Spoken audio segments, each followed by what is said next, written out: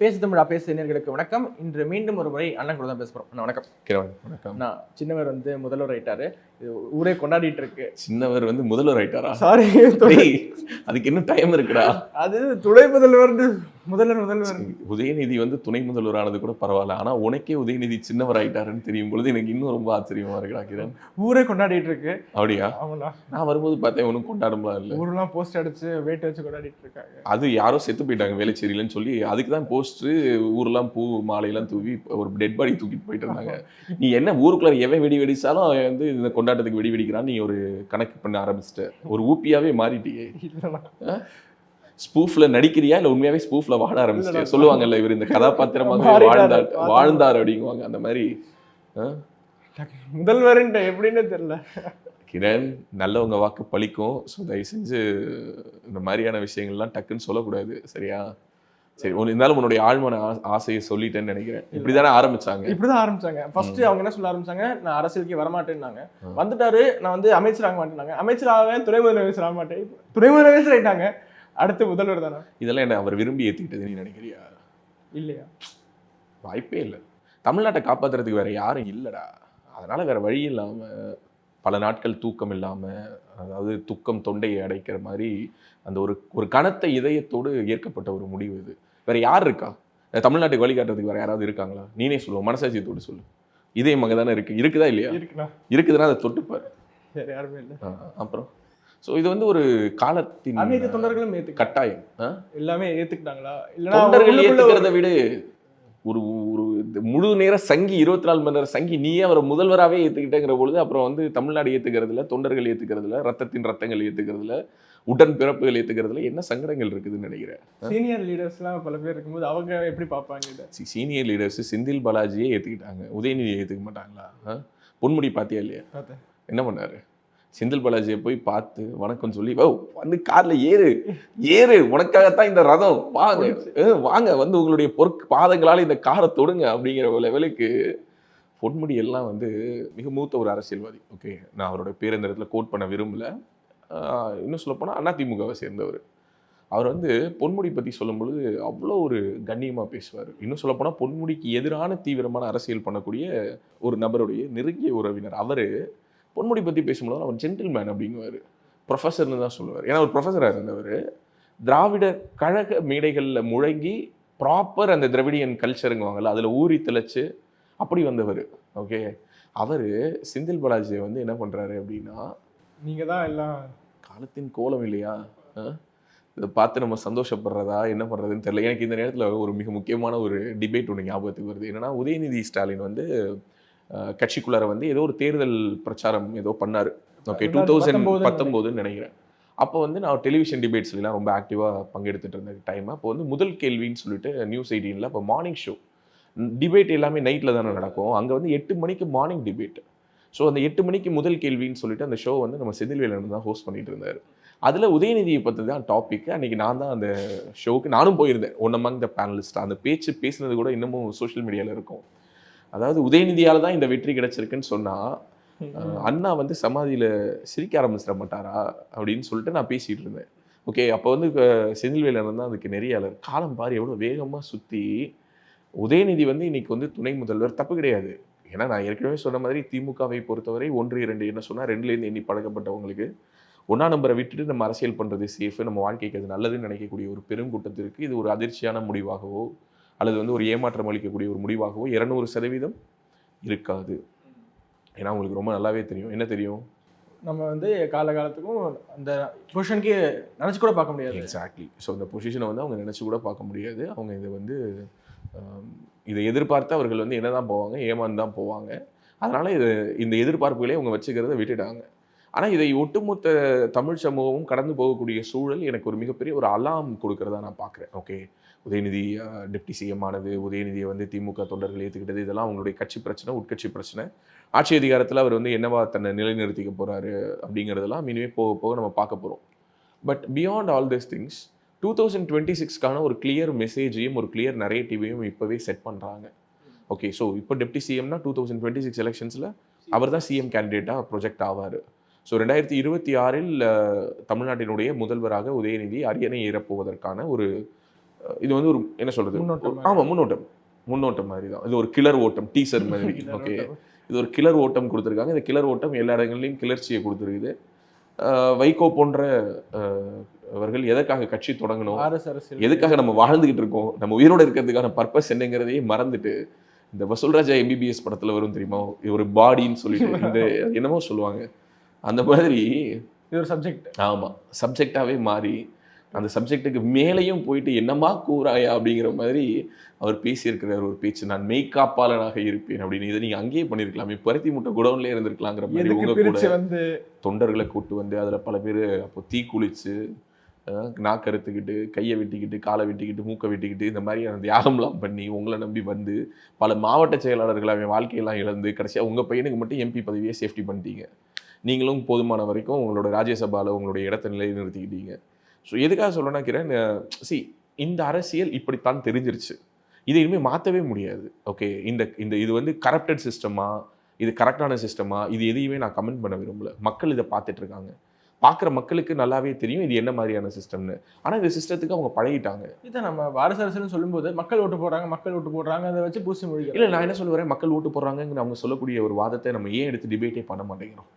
இப்போது மக்கள் முன்னாடி நம்ம போயிட்டு ஒரு ஆப்ஷன்ஸ் வைக்கிறோம். ஒரு 10 ஆப்ஷன் இருக்குது. ஒரு உதாரணத்துக்கு 10 ஹோட்டல்ஸ் இருக்குது.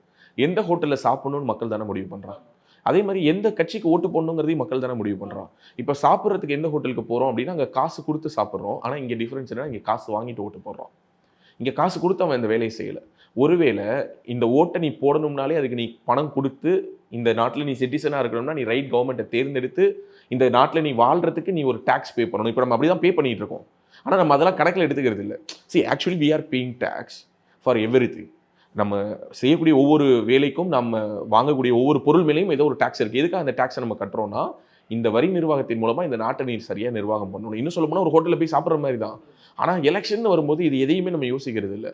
அந்த நேரத்தில் இங்கே இருக்கக்கூடிய இந்த வறுமை, இங்கே இருக்கக்கூடிய இந்த படிப்பறிவு இல்லாத மக்கள், இங்கே இருக்கக்கூடிய உணர்வு ரீதியாக சுரண்டப்படக்கூடிய வாய்ப்பு இருக்கக்கூடிய மக்களுடைய இந்த கேட்டகரிஸில் இருக்க இந்த 3 மேஜர் கேட்டகரி. ஒன்று வறுமை காரணமாக தன்னுடைய வாக்கு வைக்கிறது. இன்னொன்று நான் சொன்ன மாதிரி இங்கே இருக்கக்கூடிய இந்த இலவசங்கள், இந்த மாதிரியான விஷயங்களில் ஐடியாலஜிக்கலி நான் சிங்க் ஆகிருக்கேங்கிற பேரில். இன்னொன்று 3வது, ஏன் எதுக்குன்னே தெரியாமல் ஒரு மூளை செலவு செய்யப்பட்ட ஒரு ஐடியாலஜி ட்ரிவனாக இங்கே ஒரு ஃபேக் நரேட்டிவ்ஸில் வந்து விழக்கூடிய விட்டில் பூச்சிகள் மாதிரி இருக்கக்கூடிய ஒரு பெரிய ஒரு கூட்டம்னு இவங்களை வச்சுக்கிட்டே தங்களால் இந்த தேர்தல்களை ஜெயிச்சிட முடியும்னு அவங்க நம்புகிறாங்க. சென்னையில் மழை வெள்ளம் வந்த பொழுது சென்னை மிதந்தது. இப்போ 2 வருஷத்துக்கு முன்னாடி திரும்ப அவங்க திமுக ஓட்டு போடுறது அவங்க யோசிக்க மாட்டாங்க. போய் மக்கள்கிட்ட கருத்து கேட்டாலும் திமுக கழுவி ஊற்றுவாங்க. ஆனா ஓட்டுன்னு வரும்போது அதே திமுக போய் அதுதான் சொல்ல வரேன். இது திமுகவுக்கு மட்டும் இல்லை, இதே நெரேட்டிவ் அதிமுகவுக்கும் இதுக்கு முன்னாடி ஒர்க் ஆகிட்டு இருந்த காலகட்டத்தையும் நம்ம பார்த்தோம். இப்போ உனக்கும் எனக்கும் பிரச்சனையா நம்ம பார்க்கக்கூடிய விஷயங்களை தாண்டி இங்கே மக்களுடைய பிரச்சனையா வேற ஏதோ ஒன்று இருக்குதா அப்படிங்கிறத நம்ம டிஸ்கஸ் பண்ண வேண்டிய ஒரு அவசியம் இருக்குன்னு நான் நினைக்கிறேன். ஏன்னா லைக் என்ன நான் சொல்றேனே, ஒரு உதாரணத்துக்கு இன்னைக்கும் சென்னைக்குள்ளார இருக்கக்கூடிய அடித்தட்டு மக்கள் வசிக்கக்கூடிய இடங்கள்ல திமுகவுக்கு இருக்கக்கூடிய அளவுக்கு ஸ்ட்ரென்த் வேற யாருக்கும் கிடையாது. அதை நீ வெறுமனா அந்த மக்களுடைய அறியாமையாக மட்டுமே அதை நம்ம ரிலேட் பண்ணிடுறது தப்புன்னு நான் நினைக்கிறேன். அதை தாண்டி இதுல வேற ஏதோ ஒரு சோஷியோ பொலிட்டிக்கல் ஃபேக்டர் ஒன்று இருக்கு. அது என்னங்கிறத அசஸ் பண்ணணும்னு நான் சொல்ல வரேன். பிஜேபி ஒரு பிராமின் பார்ட்டி அப்படின்னு எஸ்டாப்ளிஷ் ஆனதுக்கு காரணம், பிஜேபி வந்து ஒரு ஹிந்துத்துவா கொள்கை. ஹிந்துத்துவானா பிராமணிசம் தான் ஹிந்துத்துவா. பிராமணர்கள் தான் மேலேருந்து கீழே வரைக்கும் இருந்தாங்க. பிஜேபியே பிராமின் கட்சியாக இருந்தது. RSS தான் இயக்குனாங்கன்னு பல நரேட்டிவ்ஸ் அவங்களால செட் பண்ண முடியுது. அதை தொடர்ந்து செட் பண்ணிக்கிட்டே இருக்க முடியுது. இப்போ ரீசெண்டாக சவுக்கு சங்கர் வந்து சிறையிலேருந்து வெளியில் வந்த பிறகு அவர் கொடுத்த ஒரு பேட்டி ஒன்று பார்த்துட்டு இருந்தேன். நேற்று லாங் டிரைவ் வரும்பொழுது சரி போட்டு அவர் பேசுறது ஒரு 2x போட்டு ஃபாஸ்ட்டில் போட்டு கேட்டுகிட்டே வந்தேன். அப்போ அவர் அதில் ஒரு வார்த்தை சொல்கிறார். என்ன சொல்கிறாருன்னா, எனக்கு இந்த எலெக்ஷனுடைய ரிசல்ட்ஸ் இப்படி தான் இருக்கும்னு தெரியும். என்னதான் அவர் வந்து சவுக்கு மீடியாவில் வந்து சர்வே எடுத்து அதிமுக தான் ஜெயிக்கும்னு உருட்டினதெல்லாம் மறந்துட்டு, ஏன்னா சேனல் இப்போ போயிடுச்சு, அதனால எவனுக்கு ஞாபகம் இருக்கும்னு நினச்சிட்டு அடிச்சு விடுறாரு. எனக்கு தெரியும், ஐ நோ வெல் அப்படின்னு. ஏன்னா அதுக்கு என்ன காரணம்னு சொல்கிறாருன்னா, மோடி பலமுறை தமிழ்நாட்டுக்கு வந்தார், அப்போவே எனக்கு தெரியும் இங்கே வந்து திமுக தான் ஜெயிக்கும்னு. ஸோ இந்த நரேட்டிவை எவ்வளோ ஈஸியாக சொல்லிட்டு கடந்து போக முடியுது. Even Savukku Shankar knows the reality. It's not because of Modi, it is the strength of DMK. But என்ன நமக்கு இன்னைக்கு இருக்கக்கூடிய பிரச்சனை என்னன்னா, அதிமுகவிடம் இல்லாத பலத்தை இருப்பது போல் காட்டுவது என்பது அதிமுகவுக்கு உண்மையாகவே ஒரு நாம் செய்யக்கூடிய துரோகம். அது நம்ம பண்ணக்கூடாது. அதிமுக இன்னைக்கு கிரவுண்ட்ஸில் வீக்காக இருக்குன்னா ஆமாம் வீக்காக இருக்குன்னு தான் சொல்லணும். இன்னைக்கு இருக்கக்கூடிய சூழலில் let me be very frank, இந்த வீடியோ பார்க்குற பல பேர் என்ன திட்டினாலும் பரவாயில்ல, இன்னைக்கு களம் 2026 திமுகவுக்கு தான் சாதகமாக இருக்குது. Hardly we have around 16 months in our hand. September முடிஞ்சிருச்சு இன்னைக்கு கரெக்டா, அக்டோபர் ஆரம்பிக்குது. அக்டோபர், நவம்பர், டிசம்பர் 3 மாதம், அந்த பக்கம் ஒரு 12 மாதம், அந்த பக்கத்தில் ஒரு 2 மாதம் இல்லை 2.5 மாதம் 3 மாதம் கூட வச்சுக்கோ. இந்த பக்கம் ஒரு 15, அந்த பக்கம் ஒரு 3, 18 மாதம் உன் கையில் இருக்கு. முழுசா 2 வருஷம் கூட இல்லை. ஆனால் இந்த தேர்தல் களத்தை எதிர்கொள்வதற்கான வேலைகளை இப்போதே திமுக துவங்கிவிட்டது. மிக தீவிரமாக அந்த வேலையை அவர்கள் தொடங்கி செய்து கொண்டிருக்கிறார்கள். இந்த ஒரு ஃபோர்ஸ் வந்து நேஷனலி பிஜேபி கிட்ட இருக்கிறது. ஓகே, பிஜேபி வந்து எப்போதுமே என்னன்னா ஒரு எலெக்ஷன் இன்ஜினியரிங்காக ஒர்க் பண்ணிக்கிட்டே இருப்பாங்க. ஸோ இட்ஸ் மோர் லைக் ஒரு மிஷின் ஜாப் மாதிரி. அவங்களோட அவுட்புட் வந்து ஒரு மிஷின் கரெக்டாக ஓடுச்சுன்னா அவுட்புட் வந்துடும். மனுஷன் மாதிரி கிடையாது. ஒரு மனுஷன் வந்து எவ்வளோ கரெக்டாக ஓடினாலும் ஒவ்வொரு நாளும் அவனுடைய அவுட்புட்டில் வேரியேஷன்ஸ் இருக்கும். இன்னைக்கு நான் பேசுகிற வீடியோடைய ரீச் ஒரு மாதிரியும், நாளைக்கு பேசுகிற வீடியோடைய ரீச் ஒரு மாதிரியும் இருக்கும். ஏன்னா என்னுடைய எனர்ஜி லெவலே கூட மாறலாம். அது வந்து பார்க்குறவங்களையும் இம்பாக்ட் பண்ணும். ஆனால் ஒரு மெஷின் அப்படி கிடையாது. அந்த மாதிரி ஒரு மெஷின் போல செயல்படுவார்கள் பாஜகவினர். தேர்தல் என்று வரும்போது கடந்த ஒரு 20 ஆண்டுகளா 30 ஆண்டுகளா பாஜகவிடம் அந்த மாற்றத்தை குறிப்பாக சொல்லணும்னா, எப்படி வாஜ்பாயுடைய அரசு வந்ததற்கு பிறகு விழுந்ததோ அது அவங்களுக்கு ஒரு மிகப்பெரிய பாடம். அதிலிருந்து அவங்க கற்றுக்கிட்டாங்க. அடுத்த ஒரு 5 ஆண்டுகள் அவங்க என்னதான் ரூல் பண்ணாலுமே, ஒரு பெட்டர் கவர்னன்ஸ் கொடுத்தாலுமே, எதனால் அடுத்த 10 ஆண்டுகள் மன்மோகன் சிங் அரசை வீழ்த்தி வர முடியல. அந்த 10 ஆண்டுகள் மன்மோகன் சிங் அரசு மத்தியில் இருக்கும் பொழுது தான் இந்தியா முழுக்க பாஜக வென்று வந்தாங்க. ஒவ்வொரு ஸ்டேட்டாக கைப்பற்றிட்டே வந்து கிட்டத்தட்ட 20-22 ஸ்டேட் அவங்க ரூல் பண்ணுற அளவுக்கு இந்தியாவினுடைய அதிக மாநிலங்களை ரூல் பண்ணக்கூடிய ஒரு பார்ட்டியாக வித் அலையன்ஸோட சொல்கிறேன். எல்லாம் சேர்த்து வந்ததற்கான ஒரு சாத்தியம் எப்போது உருவாச்சுன்னா, மத்தியில் இருந்த இந்த மன்மோகன் சிங் அரசு. அப்போ அவங்க காங்கிரஸ் என்ன நினைச்சாங்கன்னா, எப்படி வந்து பிரிட்டிஷ் நினைச்சாங்களோ அந்த மாதிரி நம்மளுடைய சாம்ராஜ்யத்தை வீழ்த்தவே முடியாது. ஸோ இந்த டேர்ம்ஸ் ஆஃப் மதசார்பின்மைங்கிற பேரில், செக்குலரிசம்ங்கிற பேரில் காஷ்மீரை திறந்து விடு, பஞ்சாப்ல காலிஸ்தானை திறந்து விடு, இந்த பக்கம் நார்த் ஈஸ்ட்டை திறந்து விடு, பங்களாதேஷ்காரன் ஊடுருவட்டும், எங்கேருந்து வேணாலும் ஸ்மக்லிங் வரட்டும், எங்கேருந்து வேணாலும் டெரரிசம் வரட்டும், எங்கேருந்து வேணாலும் கன்வர்ஷன் ஃபண்ட் வரட்டும், என்ன வேணாலும் நடக்கட்டும். நமக்கு தேவை சென்ட்ரலில் பவர் வேணும். ஸோ பவருக்கு இருக்கக்கூடிய எல்லா கூட்டணி கட்சியும் எவன் கேட்குறானா, உனக்கு என்ன வேணும், மினிஸ்ட்ரி, உனக்கு ரயில்வேஸ் வேணுமா வச்சுக்க, உனக்கு டெலிகாம் வேணுமா வச்சுக்கன்னு கொடுத்துட்டு ஒரு ஆட்சி நடத்திட்டு இருந்தாங்க. இன்னைக்கு அப்படி இல்லை. இன்னைக்கு ஈவன் தோ 24 ரிசல்ட்ஸ் அப்படிங்கிறது நமக்கு ஒரு சரிவாகவே இருந்தாலும், பாஜக அதையும் தாண்டி இன்னமும் அந்த லகான தன்னுடைய கைகளில் தான் வச்சிருக்காங்க. சந்திரபாபு நாயுடு கையிலையோ நிதிஷ்குமார் கையிலையோ அதை கொடுக்கல. இன்னமும் த hold is in the hands of Modi and Amit Shah அப்படின்னு என்னால் உறுதியாக நம்ப முடியுது. அதுக்கான எவிடன்ஸும் நம்மளால சொல்ல முடியுது. ஸோ அதனால் அதில் எந்த விதமான விமர்சனமும் இல்லை. பட் இதில் என்ன விஷயம்னா, இதே ஒரு இடத்தை நோக்கி தான் இங்கே தமிழ்நாட்டில் திமுக நகர்வதாக நான் பார்க்குறேன். இதை அதிமுக எதிர்கொள்ளக்கூடிய பலத்தில் இல்லை. அதிமுகவும் பாஜகவும் ஒருங்கிணையக்கூடிய இடத்தில் இல்லை. மற்ற கூட்டணி கட்சிகள் யாருமே களத்தில் இல்லை. இதுதான் உண்மையான நிதர்சனம். இங்கே இருக்கக்கூடிய மற்ற கட்சிகள் யாருக்குமே களம்ங்கிறதே கிடையாது. Okay, just to odd numbers, okay few numbers அப்படிங்கிற ஒரு இடத்துல தான் அவங்க இருக்கிறாங்களே தவிர, அதை தாண்டி களத்துக்கு போனால் ஒன்றுமே இல்லாமல் இருக்கக்கூடிய இவ்வளோ பெரிய கட்சிகள் எல்லாம் சேர்ந்து நிற்கும் பொழுது அடிக்கடி ரவீந்திரன் துரைசாமி சொல்வார் ஸ்டாலின் வெர்சஸ் அதர்ஸ்னு.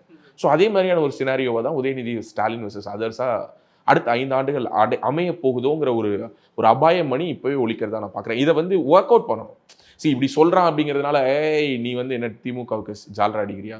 பிரதர், நான் உங்ககிட்ட நேரடியாக சொல்கிறேன். இதை வந்து வார்னிங்காக சொல்கிறேன், புரிஞ்சுக்கோங்கன்னு சொல்கிறேன். அதிமுகவும் சரி, பாஜகவும் சரி, தாவேகவும் சரி, நாம் தமிழரும் சரி, நீங்கள் நினைப்பது போல இந்த களம் இருக்க போவது இல்லை.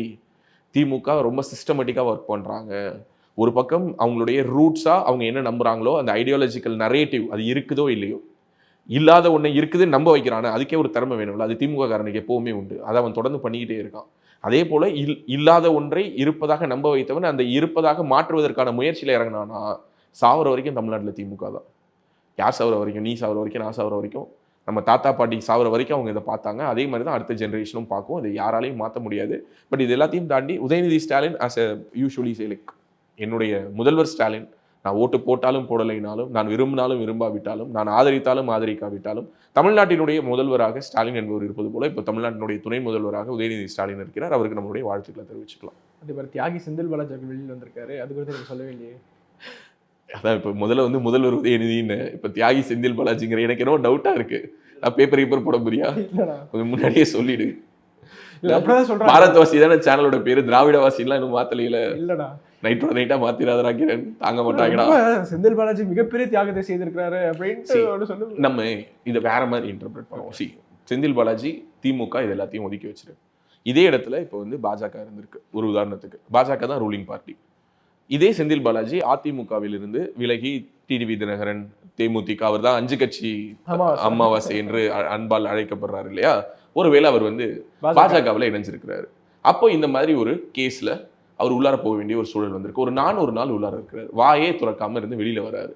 அப்போ பாஜகவினர் கொண்டாடுவாங்களா மாட்டாங்களா? எனக்கு தெரிஞ்சு கொண்டாட மாட்டாங்கன்னா இல்லை தாராளமாக கொண்டாடுவாங்க. பட் என்னன்னா இப்படிப்பட்டவர்களை நாங்கள் பாஜகவில் சேர்க்க மாட்டோம்னு சொல்றதுக்கு எந்த விதமான ஸ்கோப்பும் கிடையாது. நாளைக்கு செந்தில் பாலாஜி பாஜகவுக்கு வரேன்னு சொன்னா வேணான்னு சொல்லுவாங்களா? உதயநிதி ஸ்டாலினே நாளைக்கு வந்தாலும் சேர்த்துப்பாங்க. அதுதான் அரசியல். சரி, லெட்ஸ் பி ஃப்ராங்க். ஏன்னா நம்ம எந்த ஒரு அரசியலுக்கும் அல்லது எந்த ஒரு அரசியல்வாதிக்கும் அல்லது எந்த ஒரு அரசியல் கட்சிக்கும் கண்மூடித்தனமா நம்ம முட்டு கொடுக்க வேண்டியதில்லை. ஏன்னா நம்மளை நம்பி பார்க்கக்கூடிய மக்கள் கிட்ட நாம நிகழ்த்தணும்னு நினைக்கிறதே ஒரு டிஸ்கஷன் தான். We want to talk with them. அதனால தான் இது பேசு தமிழா பேசு, நீயும் பேசு நானும் பேசு. அங்க இருக்கிறவங்களும் பேசுறாங்க.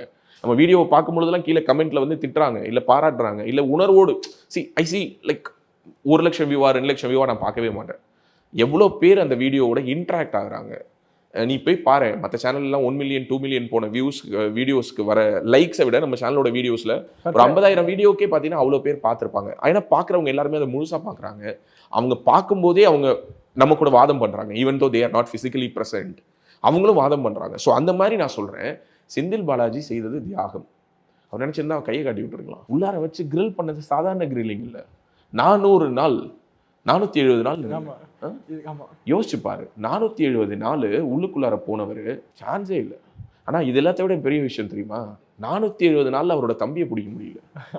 யோசிச்சு பாரு. இன்னும் கரூர்ல தான் இருக்காரு அவரு அப்படின்னு சொல்றாங்க. கரூர்ல தான் இருக்காருன்னா அட்ரஸ் வாங்கி கொடு, நம்மளே கூப்பிட்டு ஈடிக்கோ இல்லை இந்த இவங்களுக்கெல்லாம் சொல்லுவோம், யோ என்னையா நீங்க அப்படின்னு. ஆனா அதாவது ஸ்காட்லாண்ட் யார்டு போலீஸ் நம்ம தமிழ்நாடு போலீஸை சொல்றோம். இல்ல Scotland yard police, RAW, Interpol, அத்தனை பேருக்கும் சவால் விடுற ஒருத்தர் கரூர்ல பிறந்திருக்காருன்னா அது கரூர் மண்ணுக்கு பெருமை இல்லையா? யோசிச்சு பாரு. செந்தில் பாலாஜி பண்ணது தியாகம், ஆனா அவருடைய தம்பி பண்ணது சாகசம். அதையும் சேர்த்து முதல்வர் வந்து அவருடைய ட்வீட்ல சொல்லியிருந்தாருன்னா இன்னும் கொஞ்சம் சந்தோஷமா இருந்திருக்கும். உன்னுடைய தியாகம் பெரிது, அதனினும் பெரிது உன் உறுதி. அந்த உறுதிங்கிறதுல தான் எவ்வளவு விஷயத்த அப்படியே சொல்லாம சொல்றது. அது வந்து ஒரு கலைஞர் ஸ்டைலான ஒரு ட்வீட். யாருமே கை காட்டல. அது உறுதி. ஆமா, எழுதி கொடுத்தது திருமாவேலன் தான் எழுதி கொடுத்துருப்பாரு. ஸோ எதுக்காகனா, நீ நினைச்சிருந்தே உண்மையை கக்கி இருக்கலாம். உள்ளுக்குள்ளார வச்சு உன்னை என்னென்னலாம் டார்ச்சர் பண்ணாங்க, எப்படியெல்லாம் உன்னை அல்லங்க அடிச்சாலும் சும்மா அப்படியே கல் மாதிரி இருந்துடியா. உன்னுடைய தியாகத்தை நான் கொண்டாடுறேன். இது ஒரு கட்சி கொண்டாடுது இல்ல. என்ன கிரண், நீ நான் சொல்றது ஏதாவது தப்பா இருக்கா? அப்புறம் ஒரு டிராமா மாதிரி இருக்கு. ஒரே ஒரு நாள்ல கூவத்தூர்ல சசிகலாவிடம் எப்படி போய் பதவியை வாங்கினார் எடப்பாடி பழனிசாமி? நன்றியோட இருந்தாரா? இருந்தார். என்ன நன்றியோட இருந்தார்? இன்னைக்கு அந்த அம்மாவை எனக்கு பதவி கொடுத்தாங்கன்னு கேட்கிறாரு. ஆனா செந்தில் பாலாஜி யோசிச்சுப்பாரு, 400 நாள் உள்ளார இருந்தாலும் யாருக்காக இருந்தாரு? யாருனால இருந்தாரு சொல்லு. உள்ள இருந்தது யாருனால கேக்குறீங்களா? திமுக தான் இருந்தாரு. யோசிச்சுப்பாரு. அதனாலதான் ஸ்டாலின் சொல்றாரு, யோ உன் மேல கேஸ போட்டதே நான் தாயா, இந்த கேஸ கொடுத்ததே திமுக தாயா, 471 நாள் உன்னை உள்ளார வைக்கிறதுக்கு காரணமே நாங்க தாயா, ஆனாலும் எங்க பேரை சொல்லாம நீ வந்து எங்களை காப்பாத்திருக்க அப்படின்னா எவ்வளவு பெரிய தியாகம். பதிலுக்கு அவரும், உங்களுக்கு வாழ்நாள் முழுவதும் நான் நன்றி கடன் பட்டிருப்பேன். எதுக்கு இப்படி ஒரு கேஸை போட்டு என்ன தூக்கி உள்ளார வச்சதுக்கா? உள்ளார போயிட்டு வந்ததுல ஆனால் ஒரு விஷயம், அவருக்கு உடல்நிலை சரியில்லாதெல்லாம் அப்பதான் தெரியவே வந்தது. இதுவே அவர் உள்ளார அரெஸ்ட் பண்ணலன்னு வச்சுக்கோ, அவர் ஹார்ட்ல பிளாக் இருக்கிறது தெரிய வந்திருக்குமா? அவருக்கு சுகர் இருக்கிறது, பிபி இருக்கிறது, டயபெட்டிஸ், அது இதுன்னு அவர் இப்போ பாரு ஆள் ஸ்லிம் ஆயிட்டாரு. வெளியில இருந்தா கண்டதையும் தின்னு இருப்பாரு. இப்போ உள்ளுக்குள்ளார போய் நல்ல டயட் ஃபுட்டு சாப்பிட்டு அழகா யோகா பண்ணி ஸ்லிம் ஆகி இன்னொரு 25 வருஷம் ஆயுளை நீட்டிச்சுட்டு வந்திருக்கிறாரு. ஸோ தமிழ்நாட்டுக்கு ஒரு நிரந்தரமான ஒரு மதுவிலக்கு மற்றும் ஆயத்தீர்வைத்துறைக்கும் ஒரு மின்சாரத்துக்குமான ஒரு அமைச்சர் கிடைச்சிருக்காரு. எந்த கவர்மெண்ட் வந்தாலும் இனிமே அவர் தான். நீ வேணா எழுதி வச்சுக்கோ. அடுத்து அதிமுக கவர்மெண்ட் வந்தாலும் எங்க தலைவர் செந்தில் பாலாஜி தான் இப்போ மினிஸ்டர் வந்துருவாரா பாரு. நீ வெயிட் பண்ணி பாரு. அதாவது அந்த சொல்லுவாங்கல்ல, இந்த 9 கிரகத்திலும் உச்சம் பெற்ற ஒருவன் வந்து இப்படியும் பேசலாம்ங்கிற மாதிரி தமிழ்நாட்டில் தான் இந்த வரலாறுலாம். மக்களுக்கு இதை பற்றின ஒரு சொரணையே இல்லை. அப்படிங்கிற போது எனக்கு மக்கள் நினைச்சா ரொம்ப சந்தோஷமா இருக்கு. அதாவது உங்களுக்கு இது போதும், சரியா, உங்களுக்கு இது போதும் அப்படிங்கிற மாதிரி. ஏன்னா நான் பார்க்குறேன், இங்கே நான் ஊருக்கு போயிருந்தேன், என்னோட நேட்டிவ் போயிருந்தேன் போன வாரம். திருத்துறைப்பூண்டி போகிற வழியில் ஒரு சின்ன கிராமத்தில் செந்தில் பாலாஜி நடந்து வரதை வச்சு உண்மையான தீபாவளி, எங்கள் நாயகன் வெளியே வந்து விட்டார். டேய், நீங்களாம் திமுக காரங்க தானா? செந்தில் பாலாஜிக்கு உங்களுக்கு என்ன சம்பந்தம்? என்னன்னா, see that is the way how that party is moving. Okay, இது நல்லதுன்னு சொல்றேன். ஏன்னா திமுகவை பொறுத்தவரை துரைமுருகன் சொல்லுவார், அதாவது மாற்றுக் கட்சியிலேருந்து வந்தவங்களுக்கெல்லாம் ஏன் பதவிகள் கொடுக்குறீங்க, அவங்கெல்லாம் வந்து இங்கே வந்து பிறகு உங்கள் தலைவரை பற்றி அவங்க அங்கே பேசின பேச்சுக்கள் எல்லாம் வருது, அதெல்லாம் பார்க்குறீங்களான்னு. அப்போ அவர் சொல்லிப்பாரு, எந்த வாயால் அவன் திட்டினானோ அதே வாயால் என் தலைவனை புகழட்டும்னு கொடுத்துட்டோம் அப்படின்னு.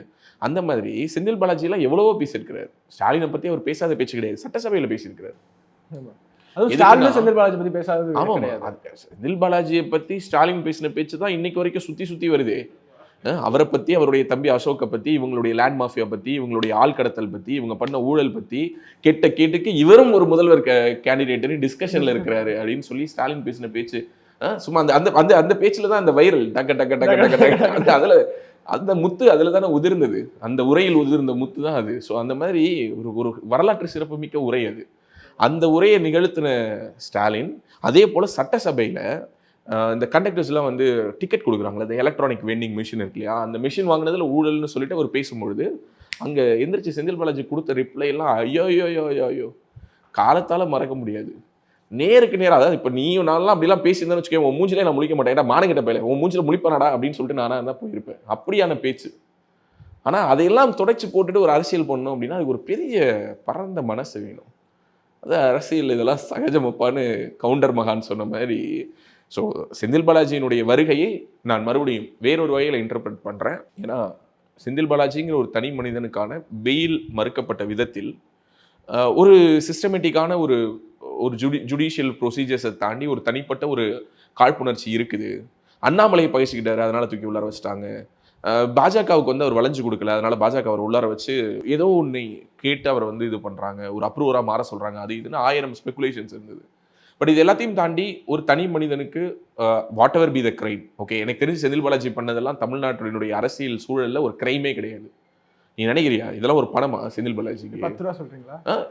10 ரூபா இல்லடா, அதெல்லாம் டெய்லி நடக்கிறது. ஏன்னா செந்தில் பாலாஜி இல்லை, நீயே நாளைக்கு மினிஸ்டர் ஆனாலும் வேற வழி இல்லை, நீ அதை அடிச்சு அந்த 10 ரூபா கூட வச்சு விற்க சொல்லி தான் ஆகணும். ஏன்னா அப்படி ஆயிடுச்சுங்கிறீங்க. Go for automatic vending machines, like more like எப்படி வெளிநாடுகளில் நம்ம இந்தியாவிலேயே கூட பார்த்தோன்னா வெண்டிங் மிஷின்ஸ் இருக்கு இல்லையா, என்ன உனக்கு வேணுமோ அதுக்கான பணத்தை நீ உள்ளார கொடுத்தீங்கன்னா இல்லை கார்டை கொடுத்தீங்கன்னா அதுக்கான மிஷின்ஸ் வரும். ஸோ அப்போ அதில் 10 ரூபா கூட வச்சு விற்கிறதுக்கு அவசியம் இல்லை. ஸோ அப்போ அங்கே ஹியூமன் மேன் பவருங்கிறது கட் டவுன் ஆகுது. ஸோ உனக்கு வந்து செல்ஃப் சர்வீசிங் கியாஸ்க்கு இப்போ டிமார்ட் மாதிரியான மிகப்பெரிய நிறுவனங்களில் கூட பார்த்தோன்னா இன்னைக்கு வந்து பில்லிங் டெஸ்கில் மட்டும்தான் ஆட்கள் இருக்காங்க, அங்கங்கே சிசிடிவி சர்வைலன்ஸ் மட்டும்தான் இருக்குது. ஸோ இப்படி இதில் மேன் பவர் ரிடக்ஷன் மூலமாகவும் டிரான்ஸ்போர்ட்டேஷனில் ஏற்படக்கூடிய டேமேஜஸை நீ கட் டவுன் பண்ணுறதன் மூலமாகவும் பார்கள் நடத்துவதில் அதை ஏலம் விடுவதில் நடக்கக்கூடிய டெண்டர் முறைகேடுகளை தடுப்பதன் மூலமாகவும் மிகவும் மலிவான விலைக்கு சரக்குகளை வாங்கி மிகவும் கடுமையான விலைக்கு விற்பதை குறைப்பதன் மூலமாகவும் இப்படியான ரிஃபர்மேஷன்ஸ் எல்லாத்தையும் பண்ணுறதன் மூலமாக நீ இந்த 10 ரூபாயை தடுக்க முடியும். ஆனால் இதெல்லாம் நடக்காது. ஸோ நான் வந்து இந்த 10 ரூபா மேட்டரை தாண்டி நான் சொல்ல வந்தது, அவர் அந்த வேலை வாங்கி தரேன்னு வாங்கினதே ஒரு பெரிய பணம் கிடையாது. எத்தனை அரசியல்வாதி வாங்கின பணத்தை திரும்ப கொடுக்குறேன்னு ஒத்துட்டு இருப்பான்? எங்க அண்ணன் ஒத்துக்கிட்டாரா இல்லையா? இன்னொரு காரணம் ஃபார் காலிங் ஹிம் தியாகி அப்படிங்கிறீங்க. உண்மையாவே அவர் தியாகி தான்டா. நீ எப்படி அவர் தியாகி இல்லைன்னு வேற சொல்லுவியா? அவன் வாயால சொல்லிட்டு நீ உன் வாய் உனக்கு நல்லா இருக்குமா சொல்லு? வாயில போடு வாயில. சரி, உண்மையாவே எத்தனை அரசியல்வாதிகள், நீ ஒரு கவுன்சிலர்கிட்ட போயிட்டு பணம் கொடு, ஒரு அப்ரூவலுக்கு பணம் கேட்டு நீ ஒரு 10,000 ரூபாய் பணம் கொடு, நீ போயிட்டு திரும்ப வாங்கிடு, கொடுப்பானா? ஒரு போஸ்டிங் டிரான்ஸ்ஃபருக்கு ஏதாவது ஒரு மினிஸ்டரை பார்த்து பணம் கொடுத்துட்டு திரும்ப அந்த பணத்தை கையில் கொடுப்பானா? ஆனால் எங்கள் அண்ணன் ஒத்துக்கிட்டாரு, கொடுக்குறேன்னாரு. அது கேஸை முடிச்சு கொடுக்குறேன்னு சொன்னதுக்கு பிறகு நீங்கள் வந்து என்ன பண்ணீங்க? அதெல்லாம் முடியாது, அதெல்லாம் அப்படிலாம் முடிக்க முடியாது. எப்படி அது நீங்கள் வாங்குவீங்களா, நீங்கள் கொடுப்பீங்களா, அப்புறம் நாங்களாம் இதுக்கு வேடிக்கை பார்த்துட்டு இருக்கோமான்னு நீங்கள் உள்ளார வந்தீங்க. எதுக்கு வந்தீங்க? அவர் பாட்டி கொடுத்துட்டு நீங்கள் போயிருந்திருப்பார்ல. தேவையில்லாமல் அவர் வந்து 1.5 வருஷம் மக்கள் பணி செய்ய விடாமல் அவரை தடுத்துட்டீங்க. இதெல்லாம் நினச்சி நீங்கள் தான் வருத்தம் பண்ணணும். அதே மாதிரி இன்னொருத்தர் விடுதலை இருக்காரு, சவுக்கு சங்கர் அவர்கள். அந்த விடுதலை நீங்க எப்படி பாருங்க? அவர் வந்து முதல்வர்னு, இவரை தியாகின்னு, இவரை மட்டும் வெறும் சவுக்கு சங்கர் ஏன் முன்னாடி எதுவும் சொல்ல மாட்டீங்க? Super star, YouTube super star. அவர் யூடியூபர் தான். I see him as a whistleblower. Okay, he is a whistleblower 200%.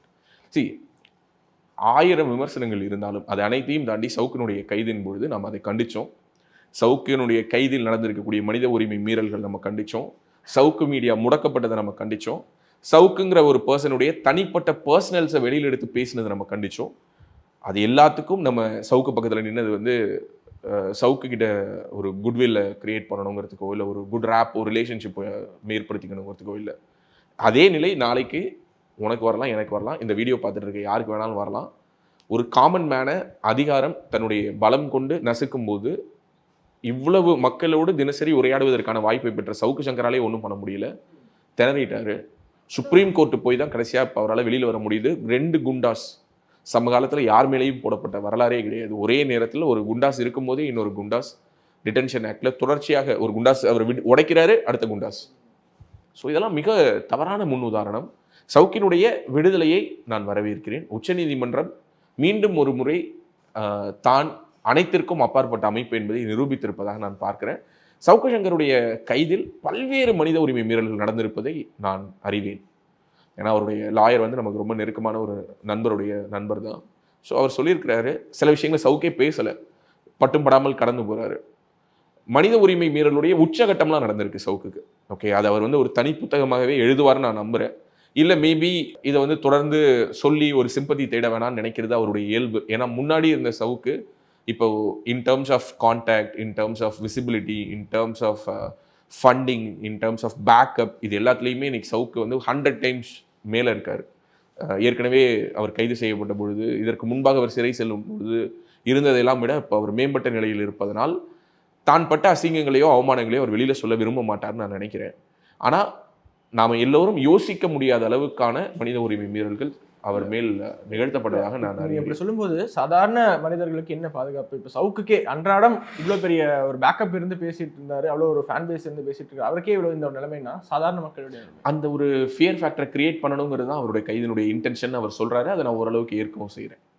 Okay, அவரை பிடிச்சதுக்கு பிறகு அப்புறம் கஞ்சா வச்சிருந்தாரு, அவர் வந்து இது பண்ணாரு அது பண்ணாரு, இதெல்லாம் வந்து more like fabrication. Okay, extortion, மிரட்டி பணம் வாங்கினாரு, அது பண்ணாரு. ஹீ இஸ் ஹேவிங் தர்க்கம் பண்ணுவதற்கான ஒரு நியாயம் சவுக்கின் பக்கம் இருக்குது. பணம் தான் சவுக்கினுடைய ஒரே நோக்கம்னா அந்த பணத்தை அவர் திமுக கிட்டேருந்தே வாங்கிக்கலாம். ஓகே, அவர் பண்ண அந்த எக்ஸ்போஸில் ஒரு 5 மட்டும் ஹோல்டு பண்ணி அது சம்மந்தப்பட்ட நபர்களிடம் பேசியிருந்தாலே இப்போ இவங்கெல்லாம் சொல்லக்கூடிய இந்த சொத்துக்கள் அவருக்கு வந்திருக்கும். ஸோ அதனால் எனக்கு சவுக்கு வந்து ஒரு பணத்துக்காக மட்டுமே ஒரு ஏவல் நபராக ஒர்க் பண்ணக்கூடிய ஒரு அடியாள் மாதிரியான ஒரு கேரக்டர் கிடையாது அப்படிங்கிறது தான் சவுக்கு கூட பழகினவங்க சொன்னதை வச்சும் எனக்கு சவுக்கை பற்றின மதிப்பீடும் அதுதான். ஸோ அவருடைய விடுதலையை நான் வரவேற்கிறேன். பிடிக்குதோ பிடிக்கலையோ நான் அடிக்கடி சொல்கிறது தான், 1000 விமர்சனங்கள் அவருக்கு நம்ம மேலும் நமக்கு அவர் மேலும் இருந்தாலும் கூட சவுக்கு இயங்குவது காலத்தினுடைய கட்டாயம். அவர் அரெஸ்ட் ஆகி உள்ளார இருந்த பொழுது பாஜகவினுடைய மாநில தலைமையில் பாஜகவில் உள்ள அடுத்த கட்ட தலைவர்கள்லாம் ட்வீட் போடலாமா வேணாமான்னு யோசிச்சுட்டு இருக்கும்போது ஒரு சில பேர் என்கிட்ட கூப்பிட்டு கேட்கும்போது நம்மளை பற்றி எப்படிலாம் பேசியிருக்கிறாரு அப்படின்னு சொல்லி அவங்க என்கிட்ட சொல்லும்போது that is different, this is different, இது நீங்கள் பண்ணணும் அப்படின்னு சொல்லி தான் நான் சொன்னேன். அதே போல் அவருக்கு பின்னால் நின்று அவருடைய ஜாமீன்லேருந்து அவருடைய ஃபேமிலி, அவர் கூட ரிலேஷன்ஷிப்பில் இருந்த நபர்கள், இவங்க எல்லோரையும் சேஃப்கார்ட் பண்ண ஒரு பர்சன் என்கிட்ட கனெக்ட் பண்ணார். நம்ம இந்த நேரத்தில் உங்களுடைய ஆதரவெல்லாம் தெரிவிக்கணும் அப்படின்னு whatever possible from my side to some extent என்னால் என்ன பண்ண முடியுமோ, யார் யாரெல்லாம் தொடர்புகளில் கொண்டு வர முடியுமோ அவர்களெல்லாம் கொண்டு வந்தோம், செய்தோம். And as well as Redpix Felix ஒரு மிகப்பெரிய ஒரு ஊடக முன்னோடி. அவர் என்ன மாதிரியான ஒரு அடக்குமுறைகளை எதிர்கொண்டாருங்கிறத நம்ம பார்த்தோம். அவர் வீட்டுக்குள்ளார போய் சர்ச் பண்ணது, அதுக்கு பிறகு அவங்க மனைவி முதல் முறை ஒரு மிக துணிவோடு எதிர்கொண்டவங்களே அடுத்த முறை வந்து எப்படியாவது என்னுடைய கணவரை விட்டுருங்கன்னு சொல்லி செக்ரட்டரியேட் வரைக்கும் அலைஞ்சது, திரிஞ்சது, அவருடைய ஊடகம் முடக்கப்பட்டது, திரும்ப இப்போ ஒரு வேறொரு பேரில் அவர் ஊடகத்தை தொடங்கி மீண்டும் சவுக்கு ஃபெலிக்ஸ் இன்ட்ராக்ஷன்ஸ் எல்லாம் நம்ம பார்க்குறோம். ஸோ இது வந்து எப்படின்னா கவுண்டமணி செந்தில் காம்போ மாதிரி. ஓகே, நம்மளை என்டர்டெயின் பண்ண ஒரு காம்போ இந்த சவுக்கு ஃபெலிக்ஸ் காம்போ அப்படிங்கிறது. ஸோ மீண்டும் அந்த காம்போவை திரும்ப பார்க்கும்பொழுது சந்தோஷமா இருக்கு. ஓகே, அதுக்கு பிறகு இனிமே வீரியமா இயங்குவார் நினைக்கிறீங்களா சவுக்கு அவர்கள்? வீரியமா இயங்குவார், பட் இனிமேலாவது அவர் கொஞ்சம் யார் நண்பர்கள் யார் எதிரிகள், எது நட்பு முரண் எது பகை முரண், இதெல்லாம் புரிஞ்சு நடக்கணும் அப்படின்னு நான் நினைக்கிறேன். ஏன்னா இப்போது அவர் வந்து ஒரு போகிற போக்கில் ஒரு பாசிங்கில் என்ன சொல்கிறாருன்னா, நான் வந்து அண்ணாமலைக்கு தேங்க் பண்ணுறேன், வானதி அக்காவுக்கு தேங்க் பண்ணுறேன், சீமானுக்கு தேங்க் பண்ணுறேன். பட் நீங்கள் அவங்களெல்லாம் பற்றி பண்ண விமர்சனங்கள் அது விமர்சனங்கள் இல்லை, விமர்சனங்களை தாண்டி மலிவான எவ்வளவோ தனி மனித தாக்குதல்கள் நடத்துறீங்க. வானதி அக்கா திமுகவுக்கு போயிட போகிறாங்கன்னு எழுதுனீங்க, கரிகாலன் கிட்ட பணம் வாங்கி தான் அண்ணாமலை தேர்தலை சந்திக்கிறாருன்னு எழுதுனீங்க. சீமானை பற்றி மிக மலிவான விமர்சனங்களை எல்லாம் எடுத்து வச்சார். இவ்வளோக்கும் சீமான் வந்து கடந்த முறை இவர் கைதாகும் பொழுதும் இவரை வந்து ஆதரிச்சு நின்றவர் தான். எதுக்காக சொல்லணும்னா, இப்போது உங்களுடைய அரெஸ்ட்டு மறுபடியும் உங்களுக்கு என்ன மாதிரியான ஒரு பாடத்தை கொடுத்துருந்தாலும் நீங்கள் அடுத்து மறுபடியும் அவங்களுக்கு மேலே என்ன விமர்சனங்கள் வைப்பீங்கன்னா இதே மாதிரியான விமர்சனங்களை வைப்பீங்க. அப்போ என்ன சொல்லுவீங்கன்னா, இல்லை நான் அவங்க தப்பு பண்ணால் விமர்சிப்பேன், நல்லது பண்ணால் பாராட்டுவேன்னு. பட் இந்த 3 ஆண்டுகளில் அதிமுகவை நீங்கள் எந்த அளவுக்கு விமர்சிச்சிருக்கிறீங்க? அதிமுக முன்னாள் அமைச்சர்களுடைய ஊழல் முறைகேடுகள் பற்றி நீங்கள் ஏதாவது பேசியிருக்கீங்களா? அப்போது அவங்க பண்ண ஊழல் எல்லாத்தையும் நீங்கள் கண்டுக்காமல் விட்டுருவீங்களா? அதிமுக மாநாட்டுக்கு உங்களை இன்வைட் பண்ணுறாங்கிறதுக்காக நீங்கள் கண்டும் காணாமல் அதிமுக ஊழல்களை கடந்து போகிறது ஒரு விசில் ப்ளோவருக்கு அழகா? இந்த மாதிரியான பல கேள்விகள் இருக்குது. ஸோ எல்லோருக்கும் இருக்கக்கூடிய ஒரு பாசிட்டிவ்ஸ் நெகட்டிவ்ஸ் வந்து சவுக்குக்கும் இருக்குது, அஃப்கோர்ஸ் உனக்கு எனக்கு எல்லோருக்கும் இருக்குது. ஸோ நமக்கு வேண்டியப்பட்டவங்க அப்படிங்கிற போது அவங்க பண்ணக்கூடிய தவறுகளை கண்டும் காணாமல் கடந்து போகக்கூடிய நாம மற்றவங்களுக்கு மட்டும் அந்த மெஷர்மெண்ட் ஸ்கேலை ரொம்ப அப்படியே ஸ்ட்ரிக்டாக பிடிப்போம் அப்படின்னா வாய்ப்பு கிடைக்கும் பொழுது நம்மளை எல்லாரும் சேர்ந்து போட்டு அடிக்க தான் செய்வாங்க. ஸோ அந்த அடி வாங்குறதுக்கு நம்ம தயாராக தான் இருக்கணும். இந்த வாரத்துல 7 நாள், இந்த 7 நாள் 7 கிழமைகள்ல பிறந்திருந்தா அவங்களுக்கு எந்த மாதிரி விஷயங்கள் இதெல்லாம் செஞ்சா அவங்களுக்கு இதெல்லாம் இன்னும் கொஞ்சம் சக்சஸ்ஃபுல்லா இருக்கும், பவர்ஃபுல்லா இருக்கும்? ஏன்னா ஒரு கிழமையை போய் பெருசா பேசணுமா அப்படின்னா, நம்முடைய ஜோதிட சாஸ்திரமும் அந்த வான சாஸ்திரத்தையே வாழ்க்கையா வச்சிருந்தவங்க நம்முடைய மக்கள். இந்த மாதிரி ஆன்மீகம் மற்றும் ஜோதிடம் சார்ந்த இன்னும் பல வீடியோக்கள் பார்க்கணுமா? மறக்காம திருவருள் டிவிக்கு சப்ஸ்கிரைப் பண்ணுங்க. திருவருள் டிவியுடைய சேனல் லிங்க் இந்த வீடியோடைய டிஸ்கிரிப்ஷன்ல இருக்கு. உலக தமிழ் சொந்தங்களுக்கு வணக்கம். நான் ராஜவேல் நாகராஜன். பேசு தமிழா பேசு வலையொலியுடைய வளர்ச்சிக்கு நீங்களும் உறுதுணையா இருக்கணும்னு நினைச்சீங்கன்னா இந்த வீடியோடைய டிஸ்கிரிப்ஷன்ல இருக்கக்கூடிய ரேசர் பே லிங்கை கிளிக் பண்ணுங்க. அந்த லிங்க்ல போயிட்டு உங்களுக்கு விருப்பமான தொகையை பேசு தமிழா பேசுவனுடைய வளர்ச்சிக்கு உங்களுடைய பங்களிப்பாக நீங்க கொடுக்கலாம். நன்றி, வணக்கம்.